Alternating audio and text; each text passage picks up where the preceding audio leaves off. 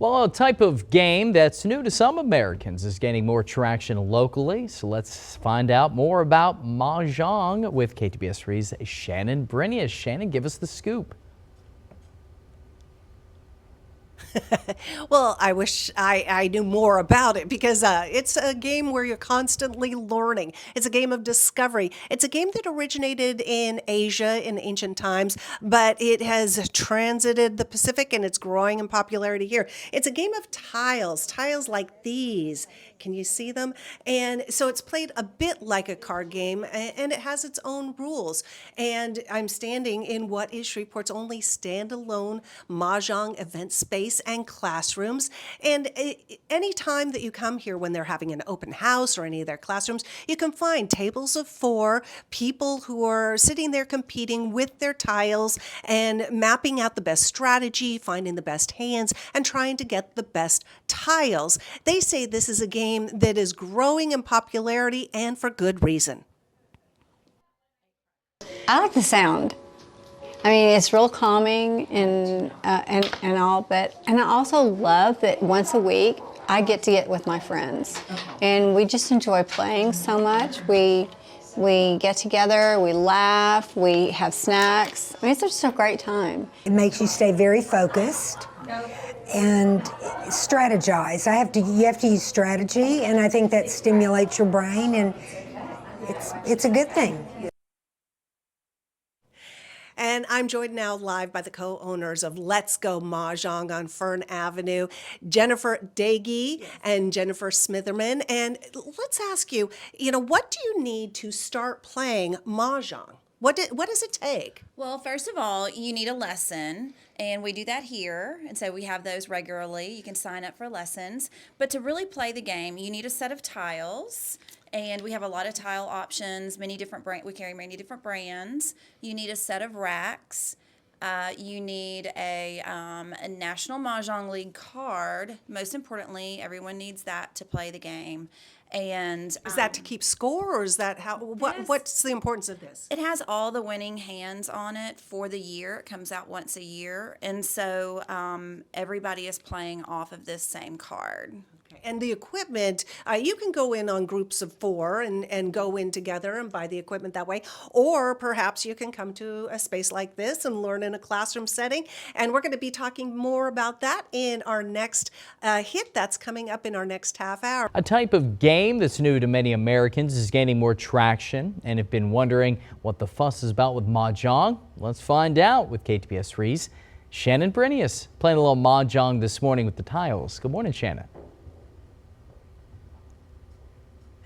Yeah, Mahjong, I think, has become not just a game you play, but also maybe a lifestyle you embrace. Mahjong is a game that originated in China, in Asia, very long ago, but it has migrated to the States. It's played with tiles. You see them right there? It's kind of like cards. Some of the concepts are very similar, and those who've become fans of it say that this is one of the best ways that they can think of to spend the day.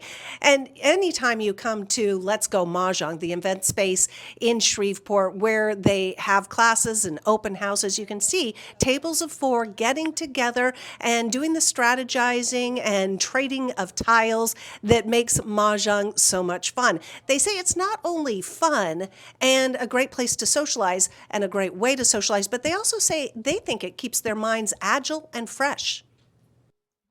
You have to know about the tiles, and each one of us probably own a different set of tiles. So every time you go to someone's house, you have to relearn the tiles. You have to know what other people are playing, what they're discarding, what you have in your hand. You have to match the card. So it's a lot more complicated than Bunko. With Bunko, you can drink. I wouldn't. You can't with Mahjong. And certainly, when you're talking about something that expands your social circle, it is fun to just enjoy sitting down with a group of people who share the same passion. But how do you get that knowledge? How do you find ways to share that passion? I'm here with the founders and owners of Let's Go Mahjong, Jennifer Dagey and Jennifer Smitherman. You both have the same name, so I guess that's what drew you together, as well as the love of Mahjong. But tell us, I mean, for people who are thinking they want to tackle this hobby, how do they go about learning? Well, we offer lessons here at the shop, and we also go to people's homes. So if you wanted a private lesson with a group of girlfriends, we can go to your home, or you can come here. And what we do is we teach you the game, we teach you the history of the game, we teach you about the card, and then we do some mock games, and we basically guide you through the shuffling, the dealing, the discarding, and then we will offer maybe a guided play after that, where we kind of hold your hand, but then let go a little bit more. And I think basically after that, you're ready to play, but having a lesson is very important. There are a lot of nuances, some rules that you kind of need to be familiar with, but the best way to learn is to take a lesson and then just jump right in. And a lot of people who do it are doing it as a way of expanding their social circle, wouldn't you say? Yes, definitely. We've met so many ladies who come here, and they always tell us how much they enjoy just having something to look forward to and getting together and creating this community of women who may not have ever known each other or crossed each other's paths but for Mahjong. Well, again, the information for Let's Go Mahjong will be up on our website shortly, and we'll make sure that everyone at home has that. So if they want to sign up for lessons or maybe get a gift certificate for a special someone for Christmas for lessons, that they can do so. We're going to have more from Let's Go Mahjong on Fern Avenue in just a little while. I'm going to toss it back to you. And before we go, I just want to tell you, in our next appearance, we're going to be talking to the Jennifers about the Mahjong aesthetic, because certainly the accoutrements are part of what makes this sport, this hobby, so fun. Back to you. Pretty cool. Saying that Mahjong actually translates to sparrows, Shannon, in Chinese, because that is the sound of the shuffling of the tiles when you play it. Apparently sounds like sparrows. Mahjong. There you go. All right.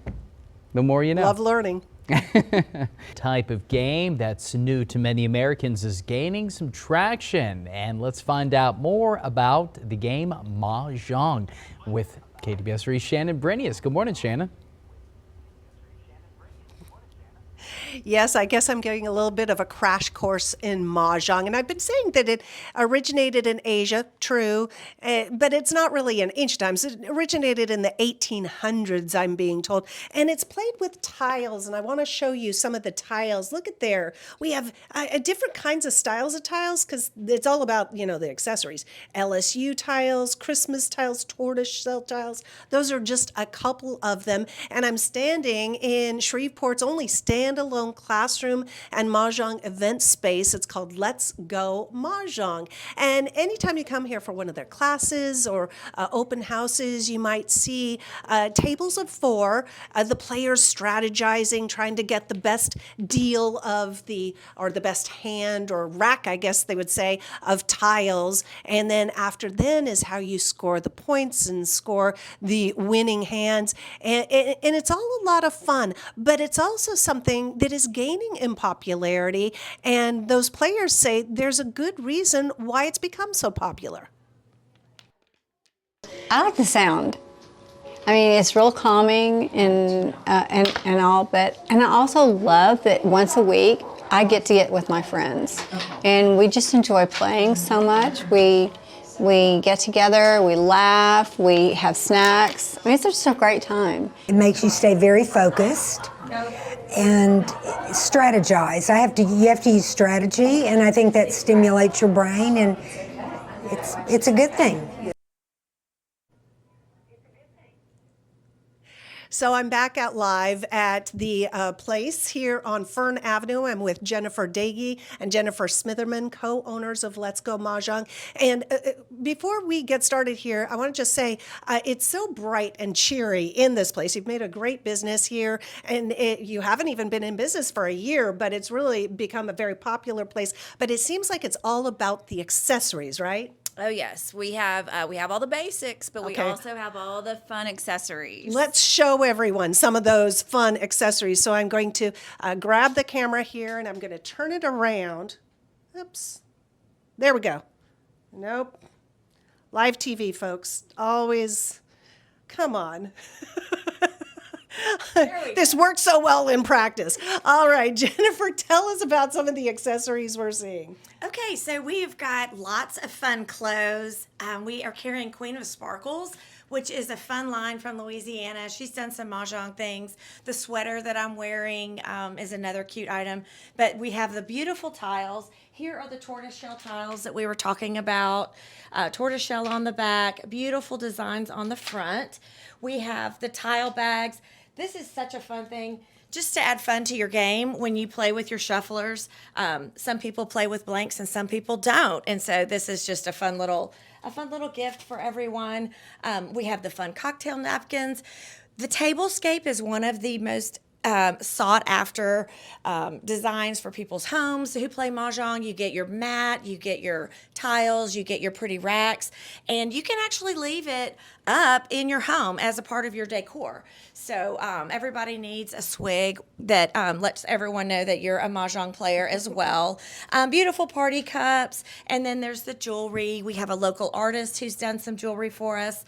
Corey Green has made some jewelry, so you can dress the part from head to toe, hats, sweaters. We even have some Mahjong house slippers. So it's just all part of dressing the part and playing. And it's also something where you have kits that will help the younger generation learn and play Mahjong. Absolutely. Because this is something that's not just limited to the adults. Kids are learning to play, huh? Yes, there are some actual clubs that are local in some schools that are teaching kids to play. And we have a kit, and it's called the Mini Mahjong. And it's a stair-step card that teaches children how to play, and you can actually integrate it with the adults. And the game is $150, and it comes with the tiles, the mats, the racks. And it's a great way to spend time around the game table like we used to. Yeah, families playing together. All right, that's going to wrap things up at Let's Go Mahjong with Jennifer. And Jennifer, I just want to send it back to you guys. Play on.